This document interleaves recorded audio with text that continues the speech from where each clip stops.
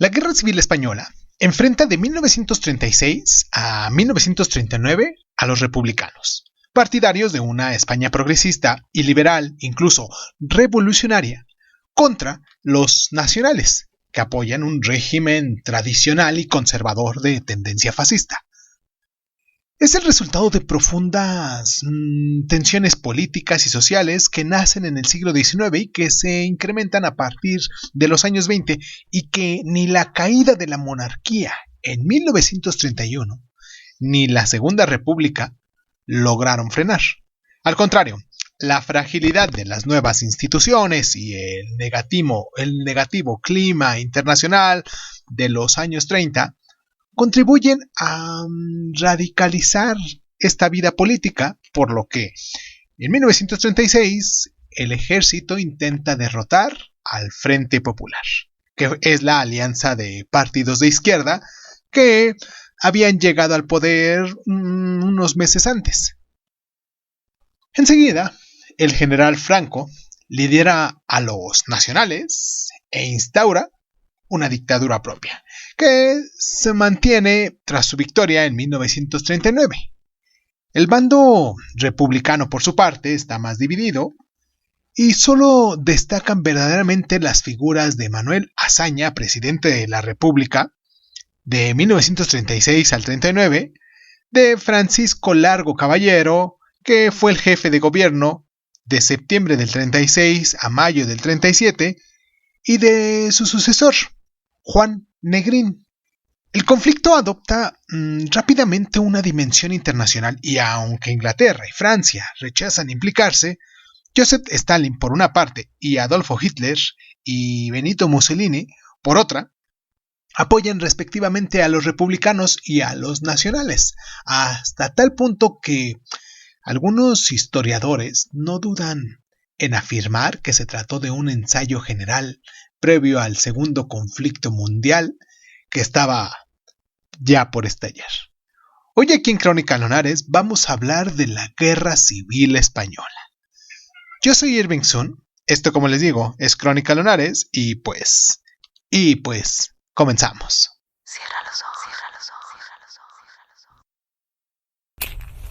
ojos. Si escuchas que alguien se acerca, no temas, todo estará bien.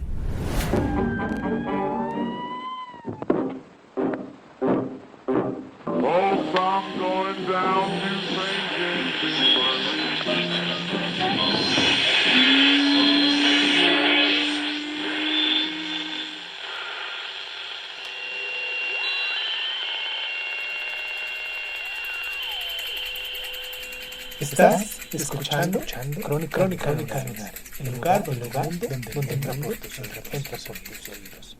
Bienvenido.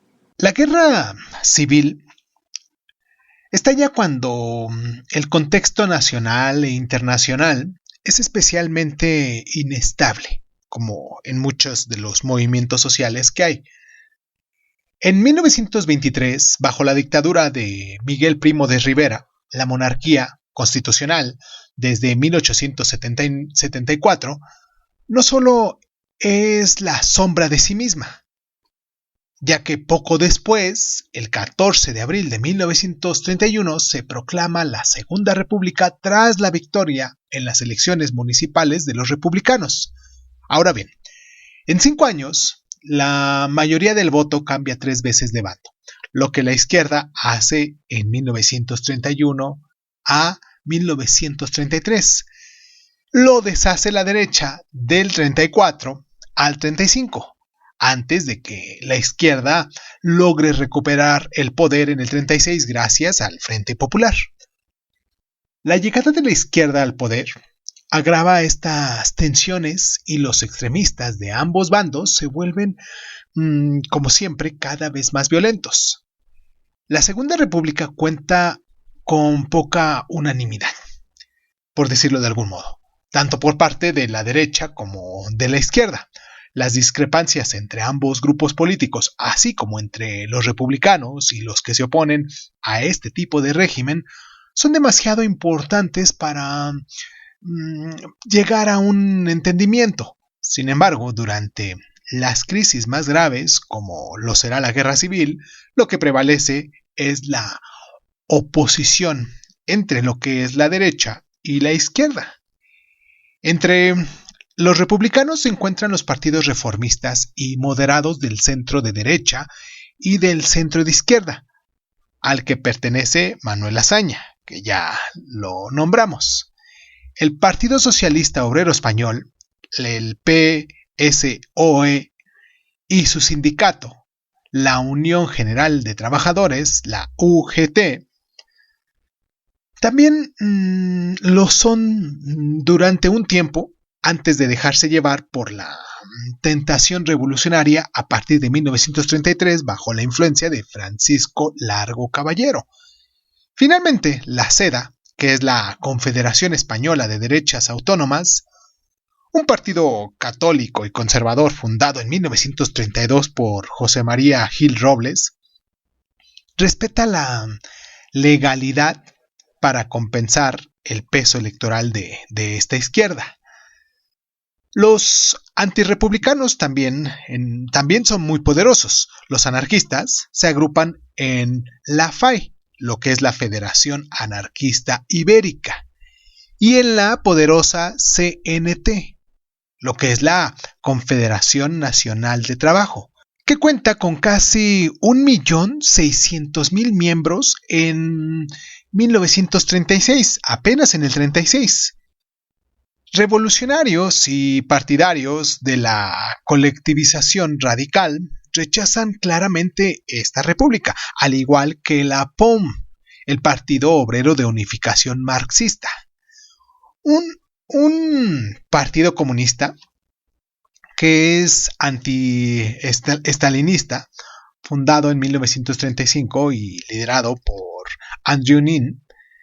Y pues bueno, la postura del Partido Comunista Español, aún relativamente modesto, ya que en 1936 solo cuenta con unos 10.000 miembros, es un tanto más ambigua. Fluctúa en función de los intereses de la Internacional Comunista y de la URSS. En el otro lado del tablero político, los monárquicos convencidos no le tienen a la República una gran estima. Habremos que ser honestos. Lo mismo ocurre a la Falange Española, un pequeño partido de inspiración fascista nacido en 1934 de la fusión de la Falange de José Antonio Primo de Rivera y de las Juntas de Ofensiva Nacional Sindicalista, la JONS. El gobierno de izquierda del primer bienio de la Segunda República Española, que ya dijimos que fue del 31 al 33, lanzó grandes reformas con el objetivo de laicizar y de reducir las disparidades existentes en esa sociedad. Por una parte, procede a la separación de la Iglesia del Estado y la instauración del matrimonio civil y a la legislación del divorcio, y también por otra parte a la reforma agraria destinada a repartir mejor las tierras entre la población al expropiar a los grandes propietarios a cambio de una gran indemnización. Asimismo, le otorga autonomía a Cataluña. Estas medidas, temidas por la derecha y esperadas desde hace mucho tiempo por la izquierda, desataron una gran cólera de unos cuantos y el descontento de otros más que consideran que las reformas puestas en marcha no van lo suficientemente lejos. Además de llevar a cabo estas numerosas huelgas, los anarcosindicalistas se sublevan en varias ocasiones, sobre todo en Cataluña y en Andalucía, y estos motines se reprimen con mucha dureza. Por ejemplo, en enero de 1933, en Casas Viejas, en Cádiz, 6 campesinos que se habían sublevado, entre los que hay mujeres y niños, mueren quemados en su casa, incendiada por la policía, y otros 12 son ejecutados. Pero la insurrección más importante tiene lugar en Asturias en octubre de 1934 bajo la coalición gubernamental de derecha del segundo bienio, y ya desencadenada por los socialistas tras la llegada al gobierno de 3 miembros de la CEDA, lo que dijimos, la Confederación Española de Derechas Autónoma, dura al menos unas 2 semanas, durante las cuales los insurgentes se apoderan de una gran parte de la provincia minera. Y a pesar de las consignas, se cometen muchos abusos, lo que son los atracos, la destrucción, los asesinatos, siendo el más destacado el asesinato de 34 miembros del clero. Los generales Manuel Godet y Francisco Franco se encargan de esta represión. Pongamos atención, desde aquí. Lo que provoca unos 1000 muertos. Recuerden, Manuel Godet y Francisco Franco. En todo caso, estos episodios, considerado a veces preludio de la guerra civil, acentúa gravemente la crispación política. Vamos a hacer nuestra primera pausa aquí en el programa para recordarles a ustedes nuestras plataformas, para que se pongan en contacto con nosotros, para que nos dejen sus comentarios y nos recomienden también sus temas a seguir, algunos de los libros de los cuales pudiéramos conversar aquí con ustedes. Y pues nos pueden encontrar como Crónica Lunares DZUN en Facebook, en Instagram, en YouTube. Nos pueden descargar en las diferentes plataformas de audio y podcast, las más conocidas, las más comunes. Y del mismo modo nos pueden dejar en Twitter, nos pueden arrobar como @izum.g1 y nos pueden mandar sus mensajes, sus correos electrónicos a cronicalunares.zun@hotmail.com. Y pues nada, vamos a nuestra pausa y nos metemos de lleno ya con este tema.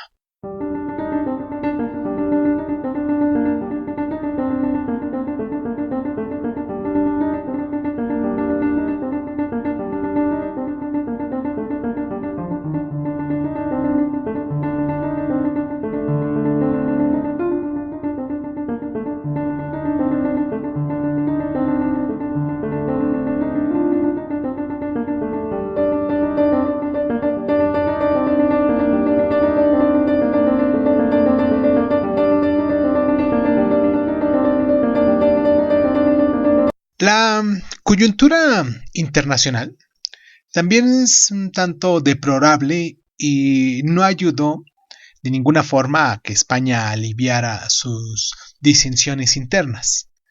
Por ejemplo, la Gran Depresión, fruto de la crisis económica que experimentan los Estados Unidos en 1929, golpeó a España a principios de los años 30, provocando, entre otras cosas, el aumento del desempleo. Pero es sobre todo el contexto político lo que contribuye a reforzar las tensiones preexistentes, las diferentes corrientes políticas españolas, que tienden a buscar sus modelos en una Europa en la que se afirman regímenes autoritarios, incluso totalitarios, elaborados por líderes con ideologías antidemocráticas, violentas y radicales. La gran referencia de la izquierda revolucionaria, lo que es la URSS, la de Lenin para los anarcosindicalistas y el POM y la de Stalin para la PSE, que es miembro de la Internacional Comunista o Comintern. Por su parte, la Italia también de Mussolini inspira una gran parte a la derecha, como lo que es la Falange, pero su ideología modernista y su carácter populista, militarista y ligeramente pagano suscita la desconfianza de una derecha muy tradicional y también muy católica. La llegada al poder de Hitler en 1933 y el desarrollo del fascismo, por una parte, y la expansión del Comintern y la intensificación de la política stalinista de la URSS, por otra parte, radican las posiciones españolas que acusan respectivamente al bando contrario de bolchevismo y de fascismo. Y así pues, a causas nacionales ya de por sí importantes se les añaden los motivos internacionales que exacerban más aún unas antiguas y profundas tensiones. Vamos a hacer nuestra pausa para en el siguiente bloque meternos de lleno con los actores principales, los que yo pudiera considerar que fueron los actores principales, estos 4 personajes que destacaron de todo lo que se pudo llevar y sobre todo por sus diferentes corrientes. Vamos a hablar en el siguiente bloque de Francisco Largo Caballero, de Manuel Azaña, también de Francisco Franco y de Juan Negrín. Vamos a nuestra pausa y nos metemos de lleno con estas pequeñísimas biografías.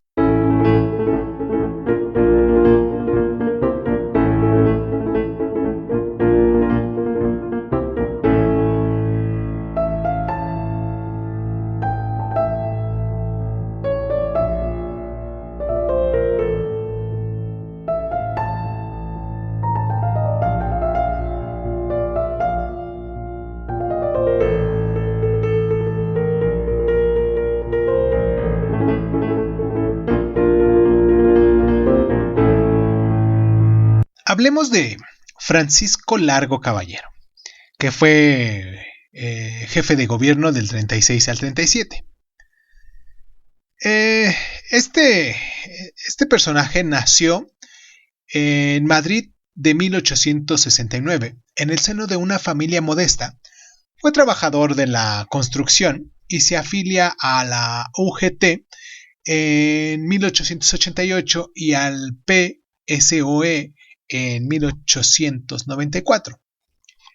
Es encarcelado en 1917 por haber participado en las huelgas que sacuden por entonces el país antes de ser elegido a las Cortes el año siguiente.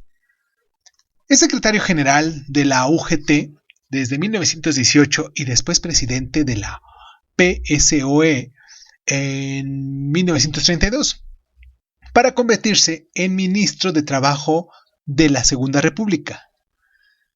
Ahora bien, su postura se radicaliza durante los últimos años, hasta el punto de ser llamado el Lenin español y de inspirar a la Revolución de Asturias en 1934.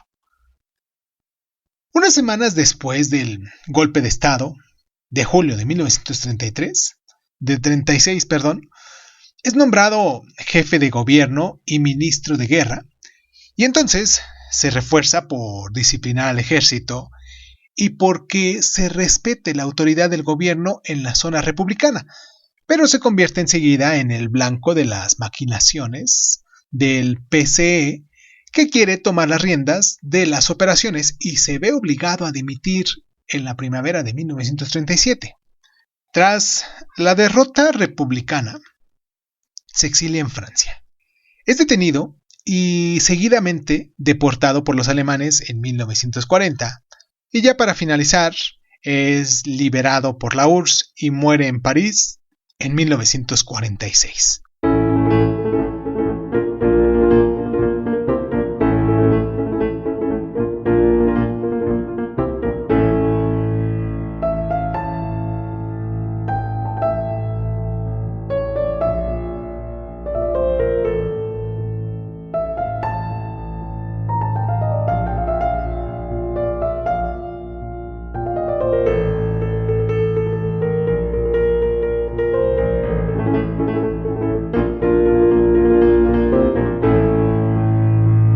Hablemos de Manuel Azaña, que fue presidente de la República del 36 al 39, seguidito de este. Manuel Azaña nació en el año de 1880 en la Comunidad de Madrid, en el seno de la alta burguesía. Es el cofundador en 1913 de la Liga de la Educación Política, que es destinada a sensibilizar a los españoles sobre la democracia parlamentaria, y colabora en la revista de la oposición España al lado de los grandes intelectuales de su época.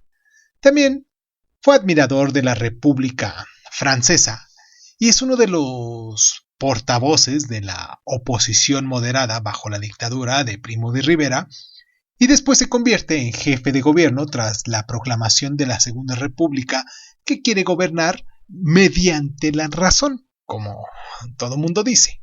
lleva a cabo grandes reformas de laicización y de educación de la sociedad e inicia la reforma agraria. Y vencido por la derecha en 1933, lleva al Frente Popular a la victoria en febrero de 1936, antes de convertirse en presidente de la República en mayo de ese mismo año. Independientemente de su influencia real, ocupa su puesto hasta el final de la Guerra Civil y después se exilia en Montalbán, Francia, donde fallece en 1940. Hay un pequeño texto de Benassar que se escribió en el 2004 que dice así: Azaña era, sin lugar a dudas, el hombre clave de nuestro régimen, el más destacado por su cultura y sus dotes de orador, a pesar de contar con una apariencia física poco atractiva.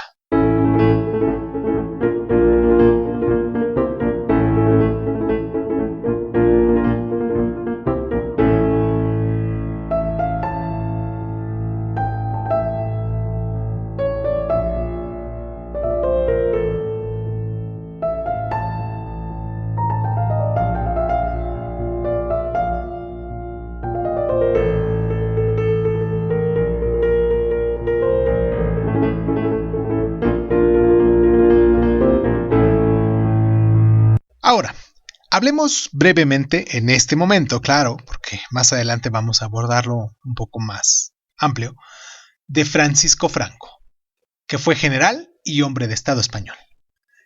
Francisco Franco Bahamonde nace en 1892 en Ferrol, en Galicia, y fruto de la burguesía media y conservadora, sigue la tradición familiar al abrazar la carrera militar que le lleva a participar en la Guerra de Marruecos en 1912 y a crear la Legión Española, también llamada Tercio de Extranjeros, en 1920. Su actuación durante la represión de la revuelta de Abd el-Kim en Marruecos le hace ganarse un ascenso al rango de general con tan solo 34 años. 34 años, ¿eh? Bajo la República Española, a la que a priori no se opone, guarda las distancias con los conspiradores y finalmente, sin embargo, acaba por dejarse convencer y participa en la insurrección de julio de 1936, que encabezará semanas más tarde.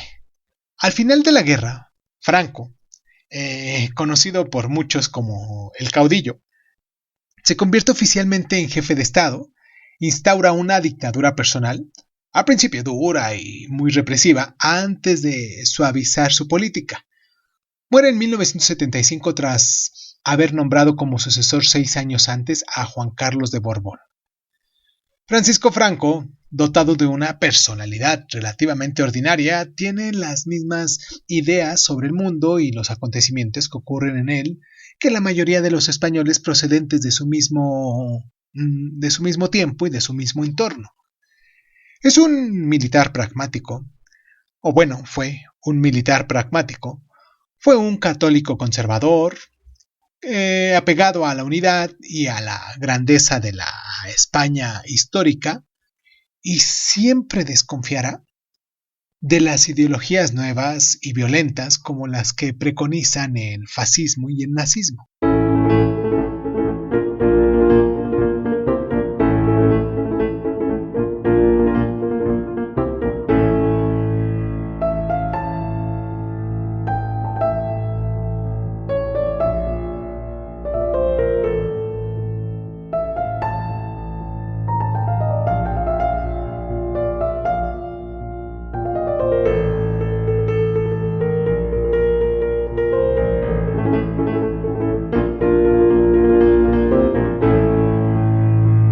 Juan Negrín, nacido en las Islas Canarias en 1892, es investigador y profesor de fisiología antes de pasar a formar parte del PSOE en 1929 y de convertirse en diputado 2 años más tarde.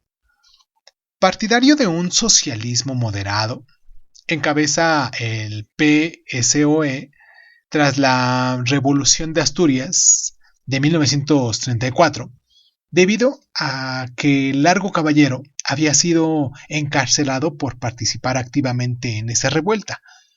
Ocupa el puesto de ministro de Finanzas durante los 6 primeros meses de la guerra y organiza el traslado a la URSS de una importante parte de la reserva de oro del Banco de España. Durante la crisis que afecta al bando republicano en la primavera de 1937, es candidato elegido por los comunistas para encabezar el gobierno, donde es nombrado de forma oficial y su papel durante la guerra es un tanto ambiguo. Se le acusa de haber servido a los intereses de la URSS contra los de la Revolución Española y también al haber reforzado el poder central en detrimento de los anarcosindicalistas y al haberse aliado con la burguesía. Jefe de gobierno de la República en exilio a final de la guerra, se estableció en París, donde murió en 1956.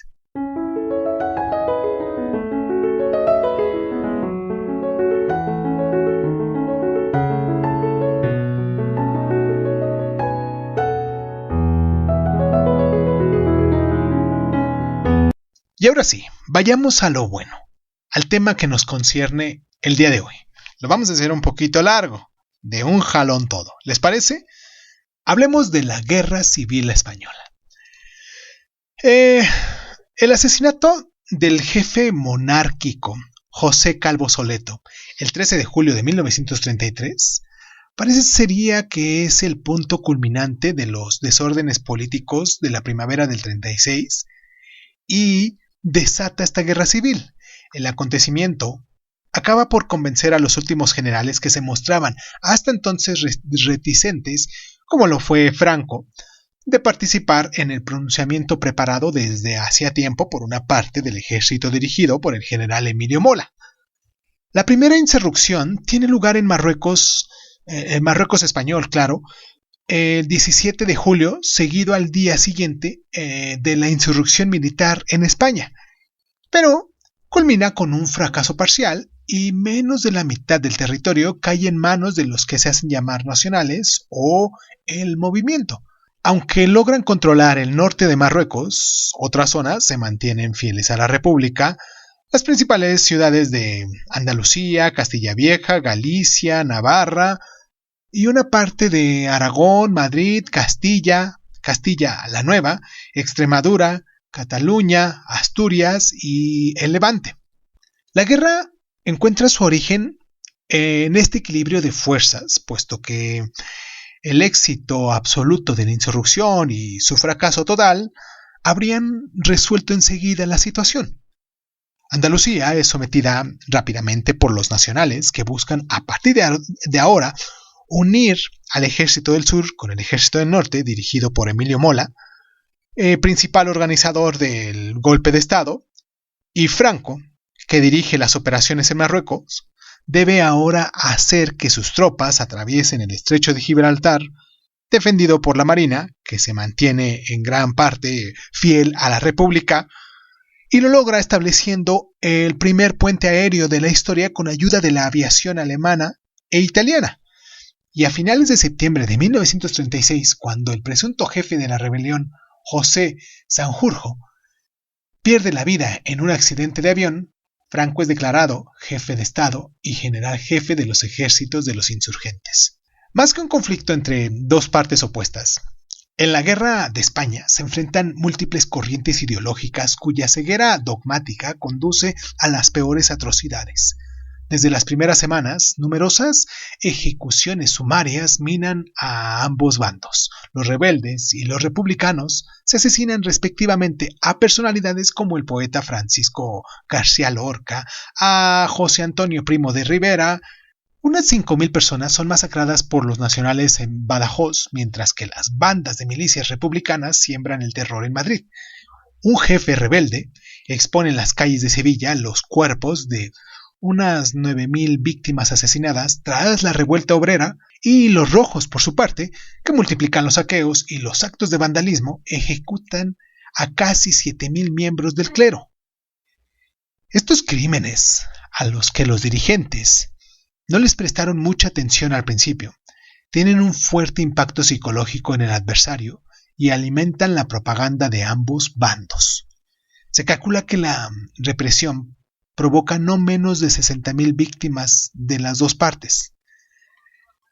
Cada bando cuenta con casi 1,000,000 de hombres en el momento álgido de este conflicto, pero lo que diferencia enseguida a los republicanos de los nacionales es su organización interna. Unos están dirigidos por el caudillo, jefe único y autoritario, con todos los poderes, que hace que se fusionen en abril de 1937 los diferentes movimientos de sus partidos, lo que es la extrema derecha fascista, los monárquicos, la derecha conservadora y tradicionalista, en un único partido, la Falange Española Tradicionalista. En sus filas cuentan con un buen número de militares profesionales, entre ellos las tropas de élite de la Legión, los temibles regulares, que incluyen a la infantería y a la caballería reclutada en el Marruecos español, y las milicias voluntarias, como los 8,000 cartistas monárquicos defensores del orden tradicional de Navarra, también llamado requetes. Por el contrario, el ejército republicano está dirigido por civiles que en su mayoría están en desacuerdo con la táctica que hay que adoptar y los objetivos que hay que cumplir, mientras que los anarquistas y el POM se pronuncian a favor de una revolución radical. Los socialistas y sobre todo el PSE preconizan el orden para llevar a cabo una guerra eficaz, aunque haya que aliarse a los partidos burgueses para lograrlo. A partir de 1937, el ejército republicano consigue, sin embargo, instaurar una cierta disciplina gracias a Indalecio Prieto, socialista moderado y ministro de Defensa del gobierno de Negrín, que militariza y encuadra a milicias hasta entonces relativamente autónomas. Estas constituyen la mayor parte de las fuerzas republicanas, con los militares que se mantienen fieles al régimen y a las brigadas internacionales. Los territorios que se mantienen fieles a la República son esencialmente zonas urbanas e industriales, que también son los más poblados. 3/5 de la población se encuentran en zona republicana, en una superficie prácticamente igual de la zona nacional, y esta ocupa la mayor parte de las tierras agrícolas, lo que les asegura las provisiones a los franquistas durante todo el conflicto. En cambio, la escasez amenaza rápidamente a los republicanos, que deben instaurar un sistema de racionamiento. Las condiciones de vida, como siempre, son muy difíciles, especialmente porque hay que acoger varios cientos de miles de refugiados que huyen de los nacionales. Estoy convencido de que las grandes maniobras del mundo en contra de la libertad acaban de empezar. Declara poco después del golpe de Estado André Maraus, uno de los numerosos artistas y escritores para los que la guerra de España es la ocasión de llevar a cabo un combate ideológico contra la deriva totalitaria de Europa. El conflicto también es evocado por Ernest Hemingway en su libro Por quien doblan las campanas. Quiero pensar que muchos de ustedes ya lo leyeron, un libro que se publicó en 1940 y supone el compromiso de George Orwell, que relata los años de guerra en su libro Homenaje a Cataluña, o incluso el de Stephen Splendor. Por el contrario, los franquistas reciben el apoyo de escritores como Robert Brasillach, que publica en 1939 su Historia de la Guerra de España, o Paul Claude, que le compuso una oda a Franco. Stalin no quería que hubiera una revolución en España, claro.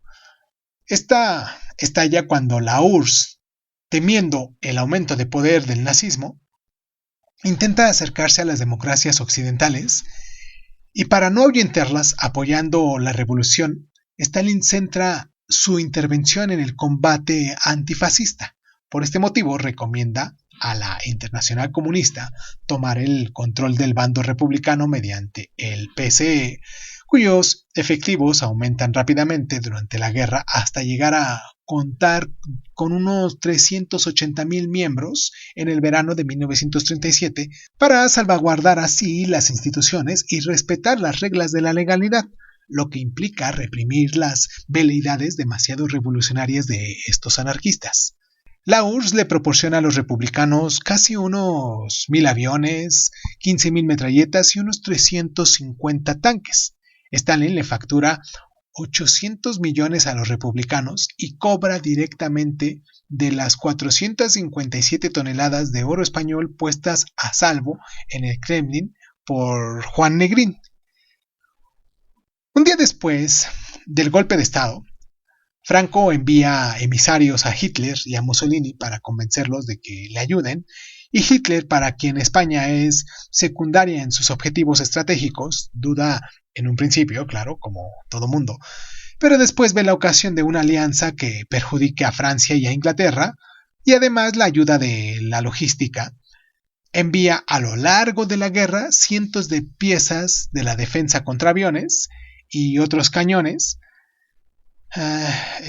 más de 600 aviones, de los cuales 92 pertenecen a la Legión Cóndor, también formada por un batallón de tanques Panzer, bajo la dirección alemana, y un total de unos 16,500 hombres, pero a cambio exige un suministro regular de minerales y materias primas, y seducido por la política fascista de Franco y por una potencial alianza con una nación mediterránea que podría contribuir a restaurar el Imperio Romano, Mussolini se compromete antes que Hitler y Stalin y proporciona submarinos, navíos, más de 700 aviones, 150 tanques y numerosas cantidades de infantería. Alrededor de unos 75,000 soldados italianos que participan en esta guerra, y durante la que 4,300 de ellos fallecieron. Por otro lado, Hitler y Mussolini, que le prestan a Franco 560 millones de dólares, le otorgan créditos muy favorables e incluso llegarán a reducir su deuda al final de la guerra. El Frente Popular, por su parte, le pide la ayuda a sus homólogos franceses. Léon Blum, jefe del grupo del Frente Popular francés, que le responde afirmativamente en un primer momento, pero no solo le da tiempo de enviar algunos aviones antes de que, bajo presión de la derecha y de Gran Bretaña, acabe retractándose y rechazando cualquier intervención, y los británicos, que no ven en Franco una amenaza para sus intereses y que además son fervientes anticomunistas, rechazan participar en este conflicto, y entonces las dos democracias elaboran el concepto de no intervención que Alemania, Italia y la URSS firman, pero que finalmente nadie tiene en cuenta.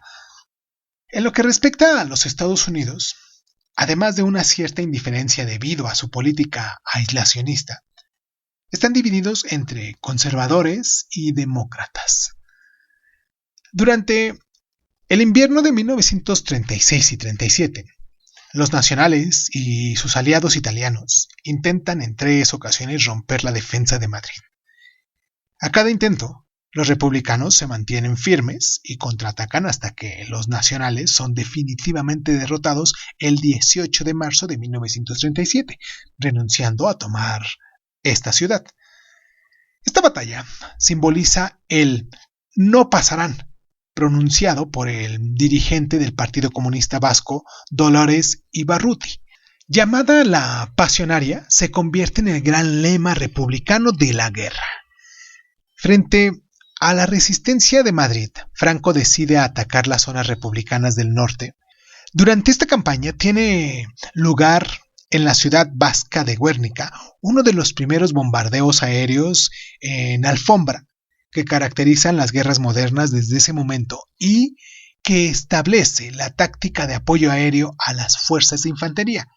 Esto permite a los nacionalistas romper el cinturón de hierro, el sistema de defensa de la ciudad de Bilbao, formado por túneles y búnkers, y sobre todo el País Vasco en agosto de 1937.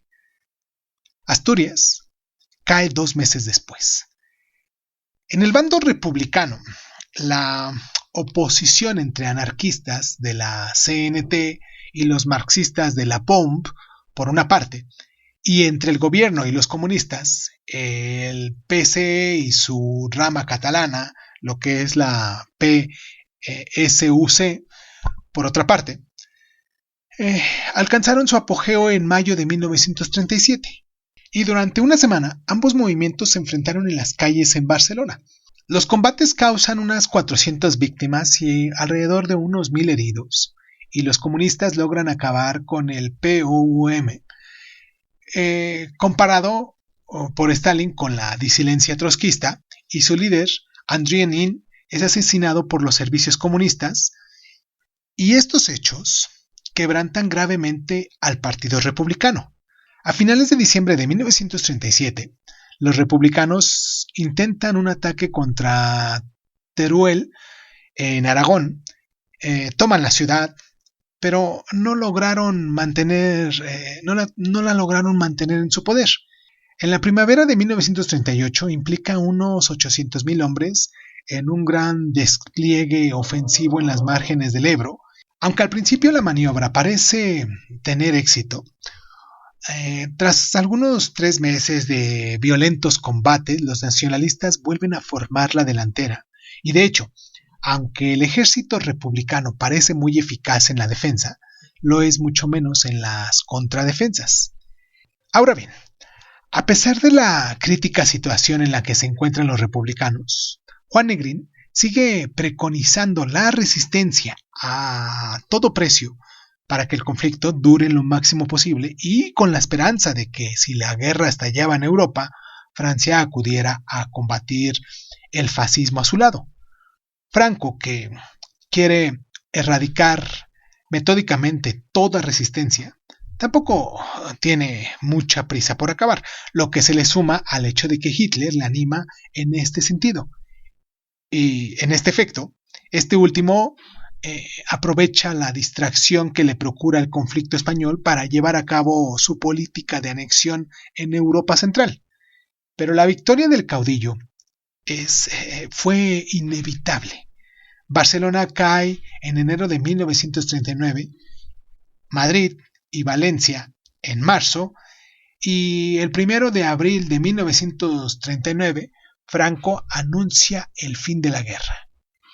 Esta habría costado alrededor de unos 140,000 combatientes, a los que hay que añadir unos 10,000 muertos durante los bombardeos y las 120,000 víctimas de la represión. Vamos a hacer una pequeña pausa a continuación para, en el siguiente bloque, hablar de las repercusiones. Vamos y regresamos.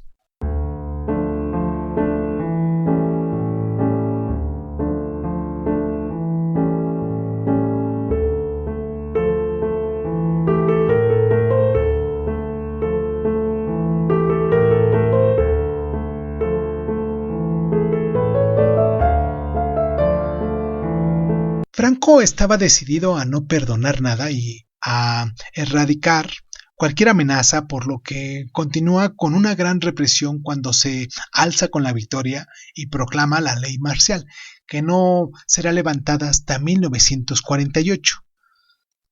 Durante los años subsiguientes al final del conflicto, son ejecutadas unas 30,000 personas, y se calcula que en 1940 aún hay unos 250 prisioneros, y estos últimos se liberan poco a poco, en la medida en la que se promulgan leyes de amnistía, y 5 años más tarde ya solo quedarán unos 44,000 prisioneros. La ley de 1949 sobre las responsabilidades políticas condena a todos los que hayan colaborado con la Segunda República a partir de 1936, e incluso a partir de 1934 en algunos casos, y habrá que esperar a 1966 para que ésta sea abrogada.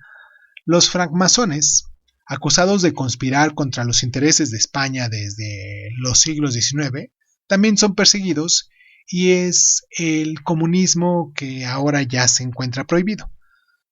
Al final de la guerra, desencadena un éxodo masivo de republicanos y de aquellos que temen represalias. Unos 440,000 personas llegan a Francia en la primavera de 1939, donde se apiñan en campamentos improvisados vigilados por el ejército francés, y aunque la mayoría regresa a su país, se calcula que unas 162,000 personas emigran de forma definitiva. Algunos se exilian en Latinoamérica y solo los dirigentes del PCE son acogidos por la URSS, y a esto se le añaden unas 200,000 víctimas de hambre y de las enfermedades que aparecen tras cualquier guerra. La guerra y los intentos de la revolución de la zona republicana perjudicaron a la economía del país, pero en proporciones relativamente soportables, ya que en 1940 las producciones agrícola e industrial son respectivamente un 25% y un 15% inferiores a las de 1935, y el Producto Interno Bruto había disminuido en aproximadamente un 15% comparado con el de antes de la guerra. Hasta 1954, el nivel de producción global no se vuelve a situar al mismo nivel que en 1936, siendo el periodo más difícil el de 1940 al 45.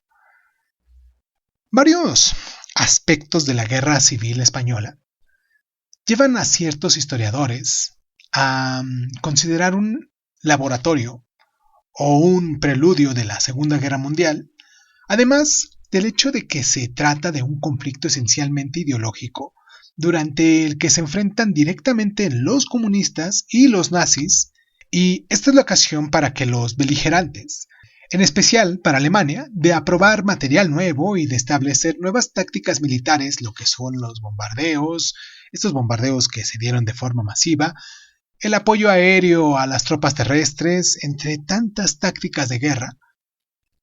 Y para otros, no puede compararse con lo que se vendría después, especialmente cuando Franco se abstiene de colaborar con las potencias del eje, lo que es Alemania e Italia, durante el conflicto mundial. Y lo cierto es que la Guerra Civil Española marca una importante etapa en la evolución de los conflictos modernos. Y bajo la dictadura de Franco, la guerra civil es un tema tabú en muchas familias, del cual no se podía hablar, y muy a menudo esto provocó que estas familias tuvieran conflictos y se rompieran.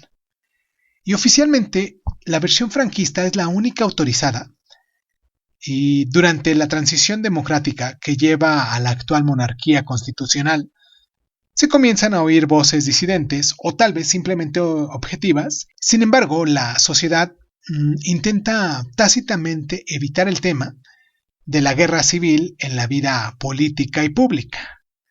La situación cambia en los años 90, durante los que las referencias políticas a la guerra son cada vez más numerosas, sobre todo por parte de la izquierda, y este es el contexto en el que aparecen movimientos que ofrecen a las familias ayuda para identificar y recuperar los restos de sus parientes asesinados, y un ejemplo es la Asociación para la Recuperación de la Memoria Histórica, creada en el año 2000, tras el descubrimiento de una fosa común en la provincia de León, y finalmente la Ley de la Memoria Histórica, aprobada en el 2007, le permite a los disidentes de víctimas del franquismo adoptar la nacional.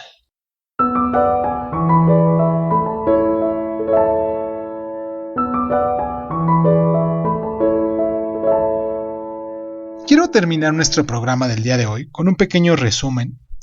Quiero también mandar unos abrazos, pero bueno, primero hablemos de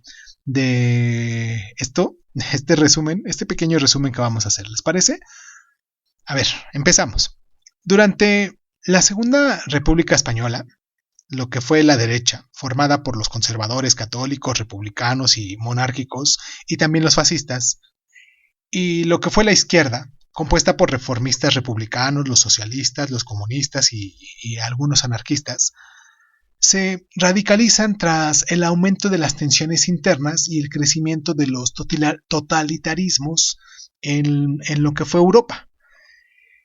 Desde entonces, claro, el 18 de julio de 1936, el fracaso relativo del pronunciamiento militar de una parte del ejército desencadena la Guerra Civil Española.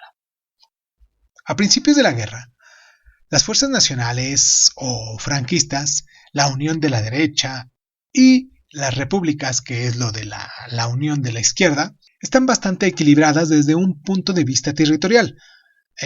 También de forma poblacional, porque casi tienen la misma cantidad de personas, y pudiésemos verlo de un modo también en su cantidad de armamento. El bando nacional está unido bajo el mando de Francisco Franco, mientras que el republicano se encuentra muchas veces dividido. Las tensiones internas que afectan a los republicanos llevan a varios enfrentamientos armados que oponen principalmente a los comunistas pro-estalinistas contra los anti-estalinistas o anarquistas. Esta guerra se estructura en 4 grandes episodios. La Batalla de Madrid, que fue de noviembre del 36 a marzo del 37. La Campaña del Norte, que fue de marzo a octubre del 37. La Batalla de Teruel, que fue de diciembre del 37 a febrero del 38. Y la Batalla del Ebro, que fue de junio a noviembre del 38. Ambos bandos ejercieron una represión de una violencia extrema sobre lo que eran sus adversarios. Y los dos bandos reciben ayuda en proporciones similares, los nacionalistas de Mussolini y de Hitler, y los republicanos también de la URSS. Las democracias occidentales, lo que eran Francia, Gran Bretaña y Estados Unidos, rechazan participar y elaboran un pacto de no intervención. La guerra termina el 1 de abril de 1939 con la victoria franquista, y el conflicto provocó más de unas 300,000 personas muertas. A pesar del elevado número de víctimas, Franco continuó con la represión para radicalizar cualquier tipo de amenaza e instaura un régimen dictatorial que acaba en 1975, mientras que la ley marcial concluyó en el año de 1948. Espero que hayamos aprendido mucho. Espero que nuestros amiguitos, nuestros lunares que nos siguen allá en España, que por cierto quiero mandar un abrazo a la gente de Cataluña, de Andalucía, de Valencia, a la gente de Madrid, de Aragón, de Cantabria, de Castilla, en la zona de La Mancha, en Castilla y León, también allá en Euskadi, en el País Vasco, en Galicia, en las Islas Baleares, en Canarias, en Extremadura, en Murcia, en La Rioja, en Navarra, en el Principado de Asturias y muy recientemente a la gente de Ceuta que se incorporó para escucharnos. Espero que a todas estas personitas pues haya contado un poco sobre la historia, su historia. Una historia, bueno, es que si lo vemos de un modo es la historia de la humanidad, pero muy, muy directamente les afectó a la zona donde viven esto en el estado gobernado por los capitales de España. Y espero que se encuentren muy bien. Les mando un abrazo muy caluroso a todos esos lugares y a todas esas personitas que nos descargan. Y pues espero haya contado bien, o al menos desde un punto de vista latinoamericano, cómo nosotros observamos lo que fue la guerra, de las cosas que nos hemos documentado, claro. Y pues nada, les mando un abrazo muy caluroso, los espero la próxima semana. Recuerden que hoy, siendo 4 de agosto del año del Señor, vamos empezando nuestro mes. Y pues nada, ahora sí. Lo dije 3 veces, ¿se dieron cuenta? No fue una recopilación ni una edición de lo mismo. Yo soy Irving Sun, esto es Crónica Lunares, y pues muchísimas gracias. 3 veces, ¿vale?